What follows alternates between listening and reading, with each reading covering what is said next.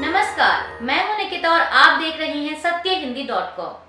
चलिए एक नजर डालते हैं अब तक की सुर्खियों पर। केरल में चुनावी सभा में कांग्रेस नेता केसी वेणुगोपाल ने विश्वास जताया कि पूरे भारत में कांग्रेस इस बार भले ही कम सीटों पर चुनाव लड़ रही हो, लेकिन इस बार उनकी पार्टी का प्रदर्शन बेहतर होगा। उन्होंने दावा किया कि कांग्रेस दक्षिणी राज्यों और यहां तक कि हिंदी पट्टी में भी बेहतर प्रदर्शन करेगी। एनडीटीवी से बातचीत के दौरान जब उनसे हिंदी पट्टी में पार्टी के प्रदर्शन के बारे में पूछा गया, तो इस पर वेणुगोपाल ने कहा कि उत्तर प्रदेश और बिहार सहित उत्तरी राज्यों में प्रदर्शन कहीं बेहतर होगा। कांग्रेस नेता ने जोर देकर कहा कि हिंदी पट्टी में स्थिति पूरी तरह से बदल गई है। दिन ब दिन स्थिति बदल रही है। बिहार उत्तर प्रदेश बदल रहे हैं। पश्चिम बंगाल के राज्यपाल सीवी आनंद बोस आज गुरुवार को कूच बिहार जाने वाले थे, जहां कल 19 अप्रैल को पहले चरण की वोटिंग होनी है। ऐसे में चुनाव आयोग ने उनके कूच बिहार के दौरे पर रोक लगा दी। मतदान वाले दिन राज्यपाल का इसी क्षेत्र में रहने का कार्यक्रम था और वह मतदान खत्म होने के बाद कोलकाता लौटने वाले थे। हालांकि कल बुधवार को चुनाव आयोग ने उनकी प्रस्तावित यात्रा पर रोक लगाते हुए कहा कि राज्यपाल के दौरे से आदर्श आचार संहिता का उल्लंघन होता।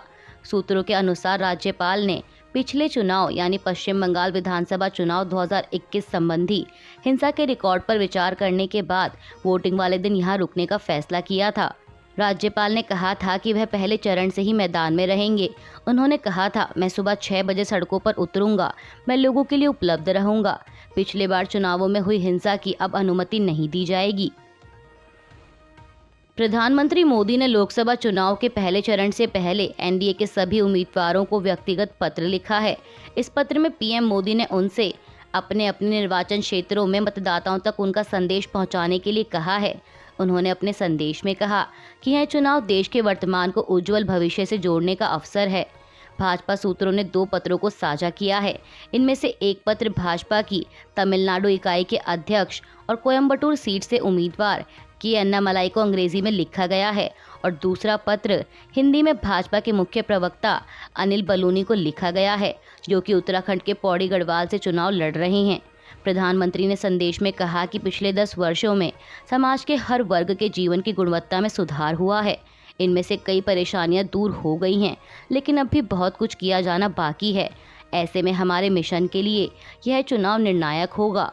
पूरे भारत में परिवार, खासकर वरिष्ठ सदस्य, कांग्रेस के शासन के 5-6 दशकों के दौरान जिन कठिनाइयों से गुजरे हैं वह उन्हें याद होगा।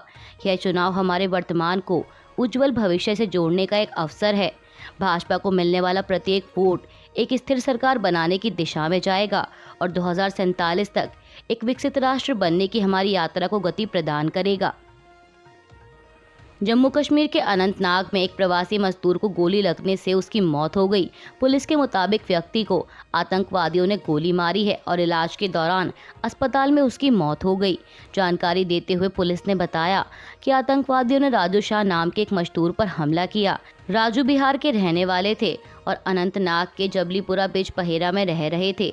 उन्हें इलाज के लिए अस्पताल ले जाया गया, जहाँ उनकी मौत हो गई। पुलिस ने कहा कि इलाके की घेराबंदी कर तलाशी जारी है। कांग्रेस का हाथ छोड़ अपनी नई पार्टी बनाने वाले गुलाम नबी आज़ाद लोकसभा का चुनाव नहीं लड़ेंगे। हालांकि इससे पहले उनकी डेमोक्रेटिक प्रोग्रेसिव आज़ाद पार्टी ने कहा था कि वे अनंतनाग राजौरी सीट से चुनाव लड़ेंगे, लेकिन अब पार्टी ने इस सीट से मोहम्मद सलीम पारे को उम्मीदवार बनाया है। मोहम्मद सलीम पारे ने पार्टी की ओर से उम्मीदवार बनाए जाने पर प्रतिक्रिया देते हुए कहा कि अनंतनाग राजौरी सीट से नामांकन के लिए 2-3 दिन ही बचे थे। दक्षिण कश्मीर के नेताओं ने गुलाम नबी आज़ाद के साथ बैठक की। इस बैठक में मेरा नाम आगे आया। मैं नेतृत्व का गुलाम नबी आज़ाद जी का शुक्रगुजार हूं कि उन्होंने मुझ पर भरोसा किया। मैं पार्टी की उम्मीदों पर खरा उतरने की पूरी कोशिश करूंगा। उन्होंने आगे कहा कि इस सीट पर गुलाम नबी आज़ाद साहब का नाम आया था। मैं चाहता था कि वो यहाँ से लड़ें, लेकिन यहाँ के लोग और हमारे कार्यकर्ता गुलाम नबी आज़ाद को एक मुख्यमंत्री के रूप में देखना चाहते हैं। हमारे संसदीय चुनाव खत्म होते ही यहाँ विधानसभा चुनाव होंगे। इन सारी बातों को ध्यान में रखकर पार्टी ने ये फैसला लिया है। लोकसभा चुनाव से ठीक 2 दिन पहले यानी कल बुधवार को मणिपुर के बीजेपी नेता ई द्विजामणि सिंह को पार्टी से 6 साल के लिए निष्कासित कर दिया गया है। समाचार एजेंसी पीटीआई के अनुसार बीजेपी की मणिपुर इकाई ने एक बयान में कहा कि द्विजामणि सिंह को पार्टी के नियमों के उल्लंघन के लिए निष्कासित किया गया है। बता दें कि कांग्रेस के पूर्व विधायक सिंह कांग्रेस से टिकट ना मिलने के कारण साल 2022 में बीजेपी में शामिल हुए थे और अब एक बार फिर बीजेपी से निकाले जाने के तुरंत बाद ही सिंह ने कांग्रेस का हाथ थाम लिया है। चुनाव से पहले देश में संविधान खत्म करने का मुद्दा गर्माता जा रहा है। जहां एक तरफ बीजेपी के कई नेता संविधान खत्म करने को लेकर बयान दे चुके हैं, तो वहीं विपक्ष उनके बयानों पर लगातार हमलावर है।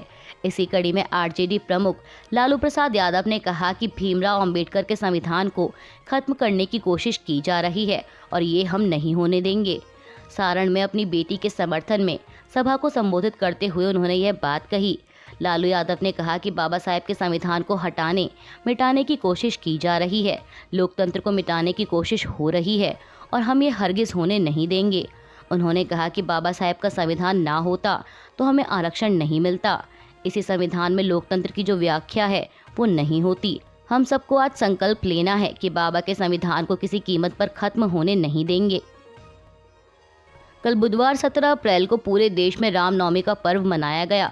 इस मौके पर पश्चिम बंगाल की मुख्यमंत्री ममता बनर्जी ने लोगों को शुभकामनाएं देते हुए एक्स पर एक पोस्ट में शांति बनाए रखने, समृद्धि और विकास की अपील की थी।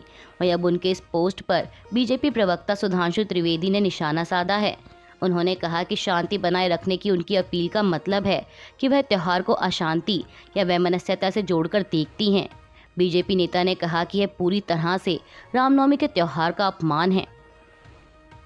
सुधांशु त्रिवेदी ने इंडिया गठबंधन के नेता राहुल गांधी और अखिलेश यादव की उस प्रेस कॉन्फ्रेंस पर भी निशाना साधा, जिसमें उन्होंने कहा था कि यूपी में गाजियाबाद से लेकर गाजीपुर तक भाजपा का सफाया होने जा रहा है। इस पर बीजेपी प्रवक्ता ने कहा कि दोनों विपक्षी नेताओं में खुद उत्तर प्रदेश से अपनी उम्मीदवारी की घोषणा करने का साहस नहीं है, लेकिन वे दूसरों को आश्वासन दे रहे हैं। उन्होंने कहा कि हर कोई जानता है कि आएगा तो मोदी ही।